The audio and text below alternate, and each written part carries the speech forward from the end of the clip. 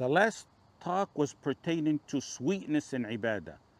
And of course, that not only affects the ibadah itself, but it affects one's entire life. However, this talk is about bringing inner peace and tranquility into one's entire life.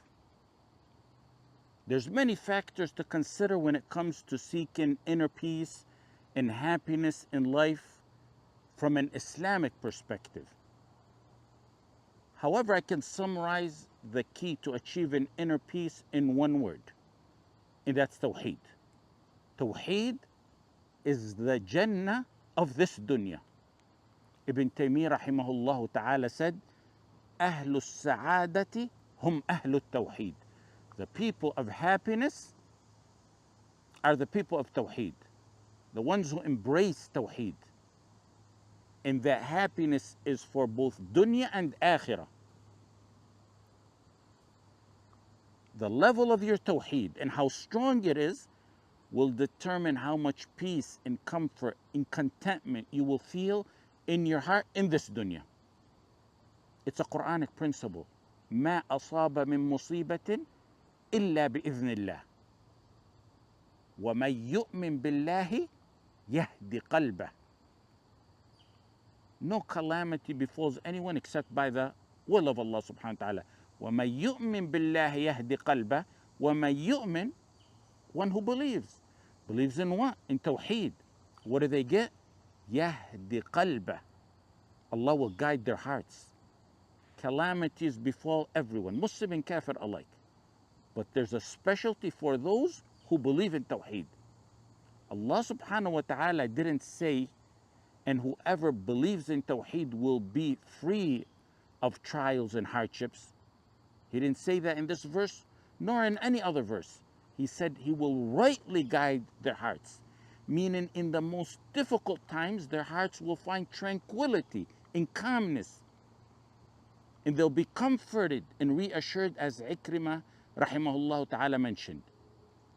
Allah instills a sense of inner peace and contentment in the hearts of the believers in Tawheed.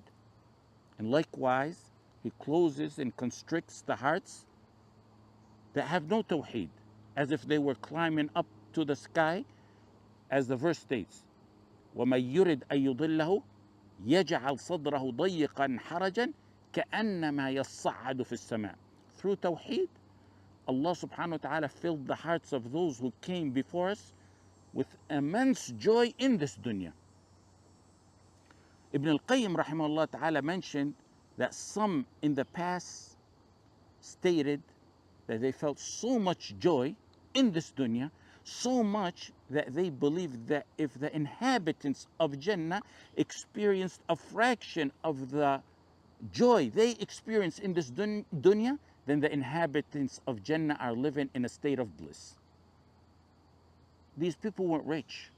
They definitely faced a lot of challenges in their lives. They lived in poverty and they dealt with tough times, but they found great joy through their strong belief in Tawheed. Wealth and palaces wasn't what made their dunya so pleasurable. Ibn al-Qayyim rahimahullah ta'ala quotes some of them as saying, we're living in such pleasure and happiness that if the kings and their heirs knew about it, they would fight us for it with their swords. With Tawheed, their hearts danced with joy. Ibn Taymiyyah rahimahullah ta'ala faced a multitude of challenges, as we all know. He faced hardships throughout his life, despite being imprisoned and enduring various trials. He felt as if he's living in a Jannah on this earth. And that Jannah was in his heart. No one could take it away. Ibn al-Qayyim recounts that his teacher Ibn Taymiyyah, rahimahumullah ta'ala jami'a, Ibn Taymiyyah told him once, what harm can my enemies do to me? What harm can my enemies inflict upon me? My Jannah is in my heart. He's the one who said, in this dunya exists a Jannah. Those who don't enter the Jannah of this dunya won't enter the Jannah of the Akhirah. It's incredible how Allah subhanahu wa ta'ala gives some of His servants a sneak peek of Jannah before they actually meet Him. Allah subhanahu wa ta'ala opens the doors of Jannah for some in this dunya so they can experience its joy, and that motivates them to work hard and chase after the Jannah of the Akhirah. Tawheed is what infuses joy into the most challenging moments of life. How? Let me give a closer example, closer to home, so no one will say these are men who were in the past and they're different. Our family, my family, faced and we continue to face challenges that only Allah subhanahu wa ta'ala knows about and only He can alleviate. Some of it is public, but most of it not many know about. My father, may Allah give him a long life full of deeds, maintained a sense of joy throughout every single one of our trials, whether it was imprisonment or threats or raids or trials or losses of lives or illnesses. All throughout them and in the midst of them, he remained one of the happiest people, if not the happiest person you can see. His resilient spirit, his cheerful disposition remained unwavering, always in strong spirit, always in a cheerful demeanor. Allahumma barik lahu. In the midst of his struggles, he had a wide open heart, worrying about helping others, giving da'wah to others. The initial government search or raid, which was more than 2 decades ago, it was very surprising and shocking and unexpected. And it was followed by a series of dozens upon dozens of other raids throughout the years. During raids, during trials, in solitary confinement in prison cells, in illnesses, in various other hardships, he remained completely unfazed. This is not my observation, but rather one can ask the thousands who visit or visited him, or those who studied and study under him, or those who communicate with him. Most, if not all of them, are familiar with his renowned statement that he tells everyone about being the happiest man alive on this planet. He shares this sentiment with everyone. And by Allah, the creator of the 7 heavens, he genuinely, actually feels this happiness. He entered the Jannah of this dunya, insha'Allah, and may Allah subhanahu wa ta'ala grant him the Jannah of the Akhirah. In happy and in sad times, his face has the brightness of delight. May Allah subhanahu wa ta'ala grant him the nadrat al-na'im of the Akhirah as well. Do you think he or those of the past who felt this way don't have or didn't have difficulties? I know many people who lost a loved one and they were traumatized for life.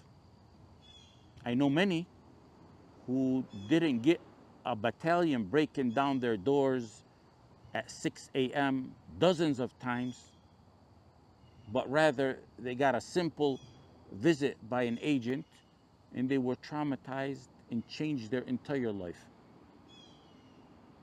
The people we're talking about feel joyful through their tawheed. They feel Jannah on this earth despite the hardships that they face and despite the lack of luxury and comfort in their lives. When I would be distressed, and I mentioned this more than 10 years ago, seeing him and hearing his words would lift my spirits, and it would turn anxiety into relief and strength and certainty and peace. In the most difficult times in prison, in the prison cell, he would tell me, وَلِلَّهِ غَيْبُ السَّمَاوَاتِ وَالْأَرْضِ وَإِلَيْهِ يُرْجَعُ الْأَمْرُ كُلُّهُ. To Allah belongs the ghaib, the unseen, the heavens, in the heavens and in the earth. And to him returns, he would ask me, half the affairs? 1/3 of the affairs? I would obviously correct his intentional mistake and say, kullu, all of it, all the affairs return to Allah. The verse has grammatical, linguistic affirmations to emphasize that all affairs return to Allah subhanahu wa ta'ala. So put your trust in Allah. That's tawheed. Allah said to him returns all the affairs. Kullu. Turn to the one who all the affairs return to and be happy with what he decrees. When I used to brainstorm and reflect on the oppression and consider the violations of what contradicts their own cursed, flawed laws, he would advise me to take it easy. He said, don't think about anything, relax. وَلَوْ شَاءَ رَبُّكَ مَا فَعَلُوهُ. Had it not been Allah's will, they wouldn't have done it. When there were trials and dates and judgments coming up, he would always remind us, the judgment is not in anyone's hands. It's not in any human hands. The judgment is from Allah. وَاللَّهُ يَحْكُمُ لَا مُعَقِّبَ لِحُكْمِهِ. His decision is the one that can be replaced or appealed or repealed or intercepted or reversed or stopped. The point of mentioning my father is to point out that what provided him with joy and comfort during hardships was Tawheed. What he imparted to me to achieve that same comfort was Tawheed. When he says, وَلِلَّهِ غَيْبُ السَّمَاوَاتِ وَالْأَرْضِ وَإِلَيْهِ يُرْجَعُ الْأَمْرُ كُلُّهُ وَلَوْ شَاءَ رَبُّكَ مَا فَعَلُوهُ وَاللَّهُ يَحْكُمُ لَا مُعَقِّبَ لِحُكْمِهِ.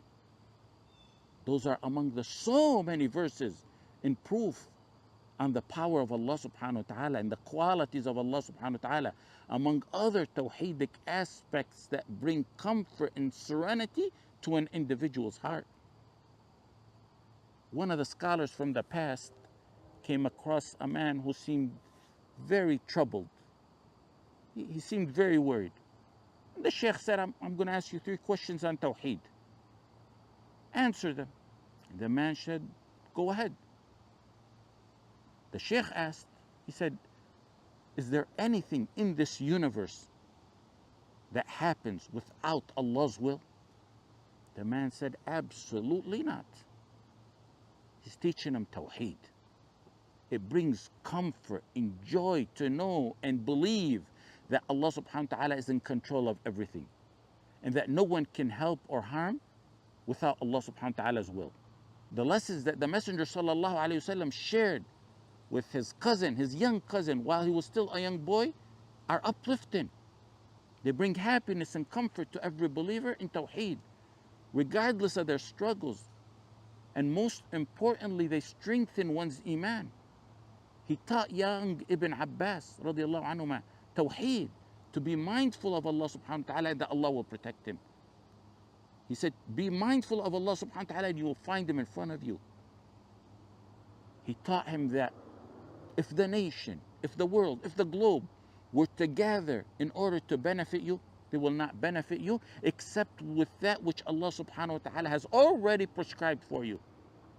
And if they were to gather, the world, the globe, with all their might and power, if they were to gather to harm you, they will not harm you except with what Allah subhanahu wa ta'ala had already prescribed for you.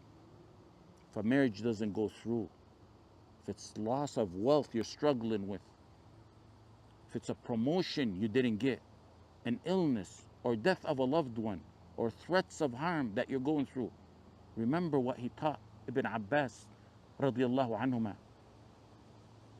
And he taught him that what passes you by, that whatever you failed to attain, wasn't going to befall you. And what has befallen you wasn't going to pass you by. He taught him that success and victory comes through patience.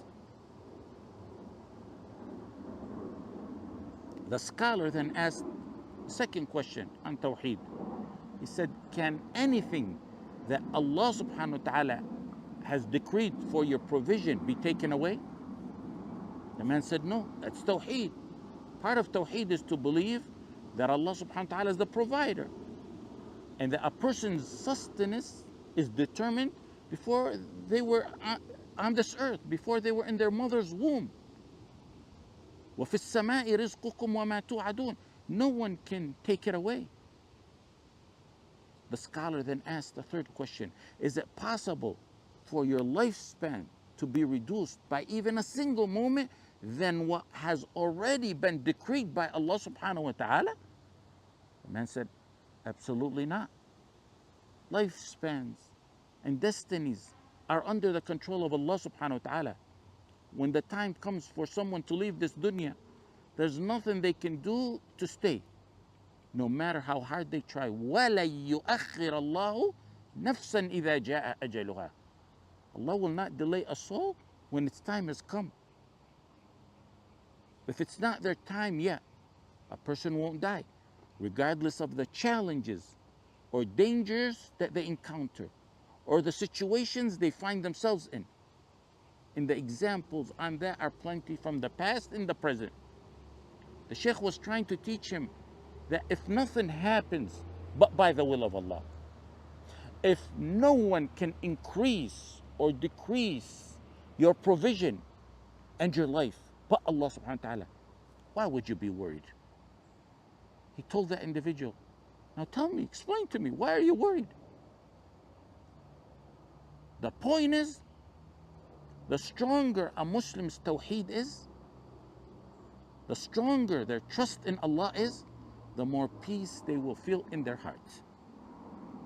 Islam teaches other secondary factors that contribute to achieving joy and inner peace in this dunya. However, I highlighted the fundamental and most significant one, which is tawheed. We can explore other factors in the future, inshallah. I started with a promise from Allah subhanahu wa ta'ala. وَمَن يُؤْمِن بِاللَّهِ يَهْدِ قَلْبَهُ. And I'll leave you with another promise. مَنْ عَمِلَ صَالِحًا مِّن ذَكَرٍ أَوْ أُنثَى وَهُوَ مُؤْمِنٌ فَلَنُحْيِيَنَّهُ حَيَاةً طَيِّبَةً. Whoever does good while he وَهُوَ مُؤْمِن, while he believes in what? Believes in tawheed. فَلَنُحْيِيَنَّهُ حَيَاةً طَيِّبَةً. Promise from Allah to those who meet those stipulated conditions. وَهُوَ مُؤْمِن. Tawheed is a fundamental principle and condition. What does he get? Hayatan tayyibah. He will be blessed with a happy life, inner peace, contentment, provision, and everything else good. Hayatan tayyibah is for a muwahhid who believes in tawheed. The Quran instills a sense of peace in the heart of the believer in tawheed that cannot be shaken by the people of the globe. The Quran wants the believer in tawheed to be optimistic and content in every situation, no matter how bad it gets. Believing in tawheed means to keep at the forefront of your mind that if Allah subhanahu wa ta'ala is with you, never worry who or what is against you. Hayatan tayyibah. That's in this dunya, because the next portion of the verse pertains to the reward in the akhirah. وَلَنَجْزِيَنَّهُمْ أَجْرَهُمْ بِأَحْسَنِ مَا كَانُوا يَعْمَلُونَ. Wallahu a'lam. We'll conclude with this. Wallahu a'lam. وصلى الله على سيدنا محمد وعلى آله وصحبه وسلم.